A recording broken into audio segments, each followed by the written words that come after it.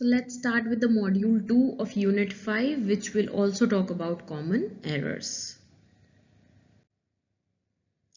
Same common errors in grammar. Errors can make written communication unclear and less effective. The presentation outlines common grammatical mistakes and how to avoid them. Okay. Next, the first common error in this PPT we will see is capitalization mistakes. Okay, so when to use capital letters, when not to use capital letters. People in college, in doing jobs, also get confused when to use capital letters, when not to use capital letters. Okay, so first point is with proper nouns. So capitalize the first letter of proper nouns, including names of people, places and organizations. So what are proper nouns? When I'm saying Rahul, Rahul is a proper noun. Okay, when I'm saying a boy, boy is a common noun. We don't know which boy. But when we are saying Rahul, that's a proper name of someone and that's a proper noun. Okay. And whenever we are talking about places and organizations like Mewad University, then it is a proper noun. Okay. If we say university, then university is a common noun. It can be any university. But when we are talking about a specific university, it is a proper noun and we have to write the M of Mewad University in capital letters. Okay. Next is sentence beginnings. Always capitalize the first letter of a sentence, even if it's a question or exclamation. Okay. Even if it's a sentence like, wow, what a beautiful dress, then also we have to capitalize the letter W of wow. Okay. Whenever a sentence is starting, after the full stop, you write the first letter in capital form. Okay. Then days of the week and months. So Wednesday, Thursday, Friday, January, February, every month and every day of the week will be written in capital letters. The first letter will be capital letter. Suppose we are writing Sunday, so S will be in capital, U and D A Y will be in small. Okay. Next is comma placement. That's a very common mistake people do because people are very confused when where to place comma, where to not. So let me make you clear this day that first of all it is used in separating items in a list. Okay. So suppose I'm saying that today I ate a burger and a pizza and some fries. So I will put a comma after burger, I'll put a comma after pizza and then I'll write and some fries. Okay. So separating items in a list, to separate the items, to know that this item is something else and this item is something else. These days Domino's is also selling burger pizza. Now they don't put they don't put comma after burger because that is a one dish they are selling. They are mixing burger and pizza and they are selling that. Okay. Next is after introductory phrases. Whenever a phrase is going to start, we put comma. Okay. After the introduction of the phrase, we put comma to connect it with other elements of the sentence. Okay.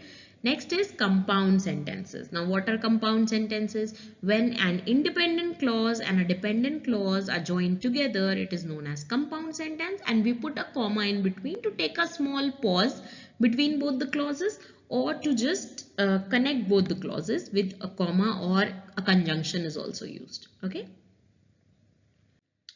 Next is parallel structure. Consistent structure. Now ensure that all elements in a sentence or list have the same grammatical structure. Okay. The grammatical structure of all the sentences, all the elements in a sentence should be very same. Okay. It should not go here to there like misplaced modifier. The structure becomes distorted. Okay. Next is clarity and flow.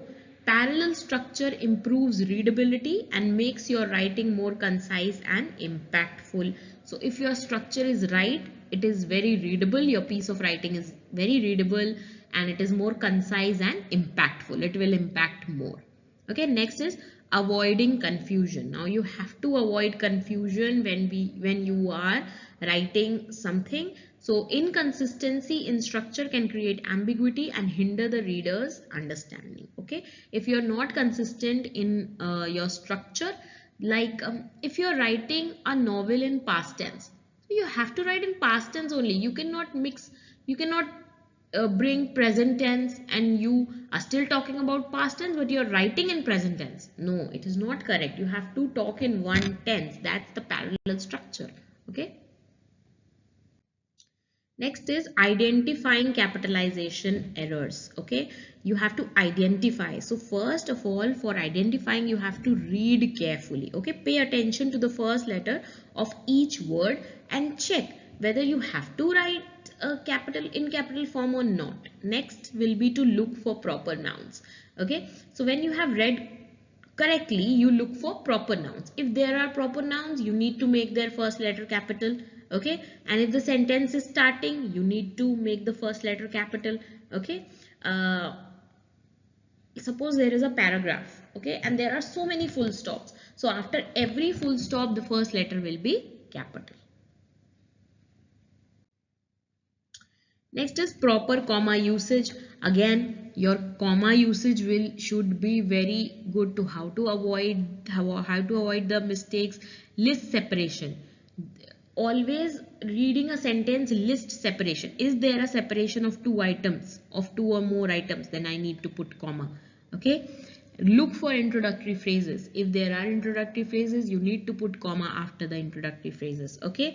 Then compound sentence. If there are two sentences which is made up of independent and dependent clause, then you need to put comma between them to separate them, to look for their meanings alone and connecting them also with comma. Okay. Next is achieving parallel construction. How to achieve parallel construction? First is identify the elements. Okay. Start by recognizing the elements within a sentence or list. Okay.